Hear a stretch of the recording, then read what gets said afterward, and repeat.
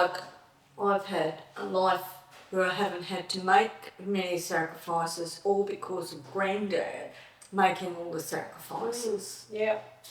He was the one that went to the First World War and suffered there and got mustard gas and came back to make a wonderful life in Toowoomba in Queensland, where he became a builder. And because of his sacrifices and because he didn't want us to be stolen, because they were still stealing children in the 60s, he made the sacrifice of not telling us about his heritage. And it's just such a shame, isn't it? Because of his sacrifice, we've missed out on our Indigenous culture. We've only just found out 10 years ago that we're even Indigenous. We were denied that, and it's in our DNA, so it's just such a shame that we weren't able to grow up with our culture. We're having to learn it now. And but it's good, isn't it, in a way that we have found it.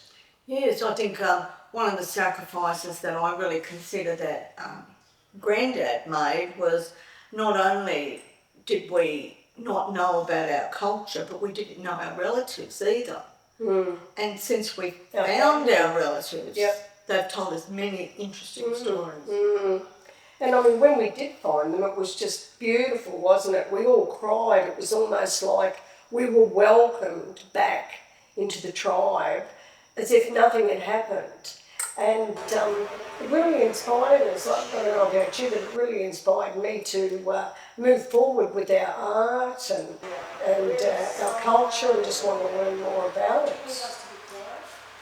And with our art, Susan does things about maybe a dream time section of art, or maybe a walkabout section. I do my own stories. I like to do a lot of paintings in regards to fire, because to the Indigenous people, fire is really important.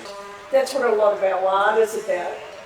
You're the good storyteller. You tell great stories, yeah.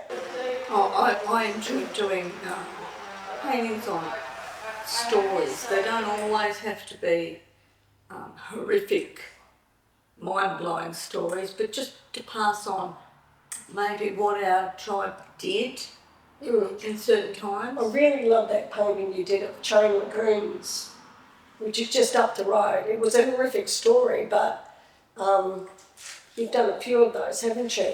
Yes, I've done 4 of those, but it was one of my tribal members said, you've got to do this painting on Chain Lagoon, that her grandmother was taken away and to a place called Chain Lagoon, tied to a tree and left there until she died. And those who didn't die when they were taken there were thrown into the lagoon. Well, she carries that inside of her and her brother, and every time they see my painting, they get very emotional. See, a lot of people are unaware too that one of the biggest sacrifices is when our tribe had a massacre, and they say up to 3,000 people may have been massacred, and then they were dislocated from their land. A lot of them ran into town, then they were sent to Bundalla, and then they were taken off to Warrabinda. And, we think we've had a lot of sacrifices because we haven't had the culture, but they have totally given up their identity. Yeah. And it's not truth-telling, isn't it, really? Yeah. It's telling the truth. It'd be really nice that finally, as the Indigenous Australians, can finally get out what really happened, not what happened in our history books, but what really happened to the Indigenous people when everything was taken away from them. And they don't realise that a lot of this suffering is still being carried on through generations of dislocation and lack of culture. They're still suffering, and it's not until the truth really comes out and people really feel it that there may be reconciliation, which would be really lovely. I hope it's in my lifetime.